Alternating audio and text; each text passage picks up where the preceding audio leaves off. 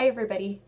I am going to present for my side of the debate why income inequality is not good for business and society, and I'm responding to my partner who has said that income inequality is good for business and society.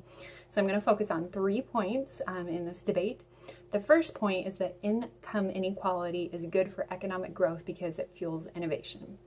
So this is true that it can fuel innovation. However, a consequence of that innovation is that now more jobs are being taken over by robots, artificial intelligence, and the internet. So if we think about different positions like customer service representatives or bank tellers, those jobs can now actually be done a large part online. People can do online banking, people can go online and do things that maybe customer service reps could only have done in the past. And so those jobs are being eliminated.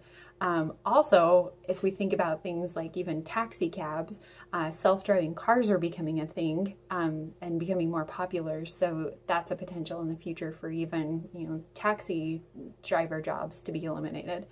A market research firm called Forrester, they found that robots would actually eliminate 6% of the jobs in the United States by 2021. The second point that we're going to focus on is that the wealthy invest money back into the skill that they earned it in. So basically the rich people are creating jobs. That can be true that rich people can create jobs in the short term, but it's actually a healthy economy that creates long-term sustainable jobs. So a healthy economy is created when a lot of people are spending money and putting money into the economy, especially the middle class. So if a lot of the wealthy are saving that money, and I actually referenced in my prior debate, there's 8 of the richest billionaires in the world that have the same amount of wealth between them as the poorest half of the world's population, which is 3.6 billion people. So 8 people have as much wealth as 3.6 billion people. And these 8 people, there's no way that they could ever spend that much money in several lifetimes. So if you think of it in terms of, say, a billionaire may own 10 or 20 cars, but if that money were to be distributed to, say, 2,000, 3,000 people, that could be 3,000 cars that would be purchased, which would definitely be a boost to the economy because that would be money that was put into the economy instead of just being stored somewhere.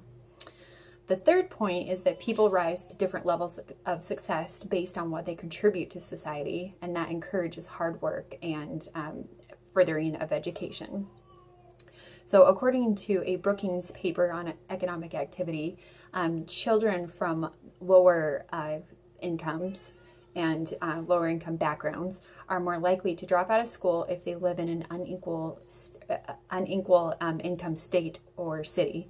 And these children may never even have the opportunity to get an advanced degree because they would have dropped out early on in their education. The Brookings study also found that the middle and lower class that did obtain advanced degrees, income inequality was still significant in the wealthiest and in the poorest. So advanced degrees didn't always even, advanced degrees weren't always the solution. So a recommendation could be that there needs to be greater availability for things like apprenticeships and job training programs that are needed in order to help the lower class. So as you can see by these points, income inequality is not good for society or good for business.